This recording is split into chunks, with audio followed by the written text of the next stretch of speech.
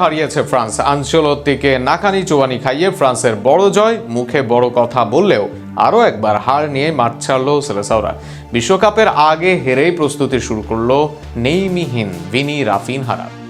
মাঠের বাইরে বড় বড় প্রবাদ, তবে মাঠের ফুটবলে সেটা পরিণত হয়েছে ফাঁকা আওয়াজে। তারকায় ঠাসা আক্রমণ ভাগ নিয়ে আলাপ হয় অনেক, তবে সেই আক্রমণ ভাগ দিনের পর দিন হয়ে থাকছে আশার হয়ে। ফ্রান্সের বিপক্ষে পাওয়া গেল তার প্রমাণ। শেষ পর্যন্ত 2-1 গোলে হেরে যায় ব্রাজিল। ডিফেন্সে মিডের চেয়েও যেখানে হতশ্রী আক্রমণ ভাগ, ফক্সবার্গের জিলেট স্টেডিয়ামে কানায় কানায় পরিপূর্ণ। ব্রাজিল বনাম ফ্রান্স ম্যাচে কেউ স্বাগতিক নয়, কিন্তু তাতে দর্শকদের আগ্রহে কমতি ছিল না মোটেও। এক হাই ভোল্টেজ ম্যাচে দেখার জন্য বসেছিল তারা, যেখানে শুরুর হাফটা নিজেদের করে নিয়েছে ফ্রান্স দল। একদিকে প্রতিপক্ষ ফ্রান্স, তার উপর দলের ফ্রন্ট লাইনের প্রায় অর্ধেক খেলোয়াড় নেই। চাপটা বোধহয় শুরু থেকেই নিজেদের কাঁধে নিয়ে নেয় ব্রাজিল দল, আর যে কারণেই ম্যাচের শুরুর হাফটাই নিয়ন্ত্রণ চলে যায় বিশ্বকাপের ফাইনালিস্টদের হাতে।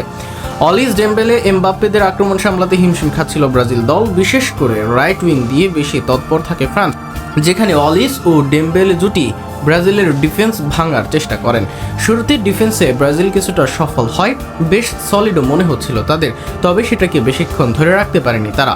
ম্যাচের 32 মিনিটে ফ্রান্স পায় তাদের আক্রমণের সুফল। মাঝমাঠে ক্যাসিমেরোকে প্রেস করে বল পায় ফ্রান্স, সেখান থেকে বল দেয়া হয় ব্যালনজয়ী ডেম্বেলের দিকে। ডেম্বেলে থ্রু বাড়ান কিলিয়ান এমবাপ্পের দিকে, দারুণ এক রান নিয়ে এমবাপ্পে করেন ঠান্ডা মাথার ফিনিশ।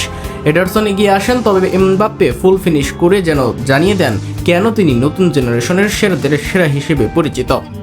আক্রমণে প্রথমার্ধে পুরোটাই ছন্নছাড়া ছিল ব্রাজিল দল। কালে ভদ্রে সুযোগ পায় ব্রাজিল দল, তবে কাউন্টার থেকে আসা সেই সুযোগ কাজে লাগাতে পারেনি দলটি।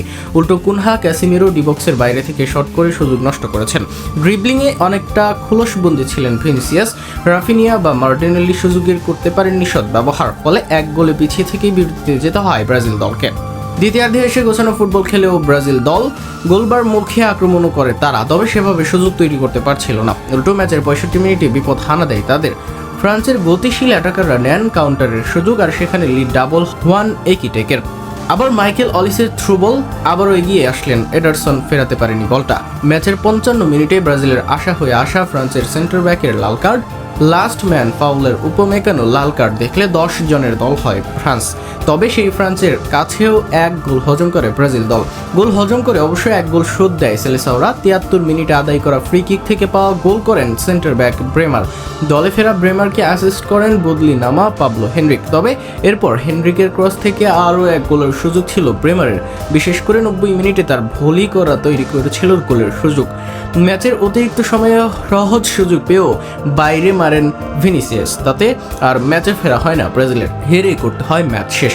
এই হার থেকে শিক্ষা নিয়ে আগামী দিনে দলকে কিভাবে সামলান কার্লো, এটাই এখন বড় দেখার বিষয়।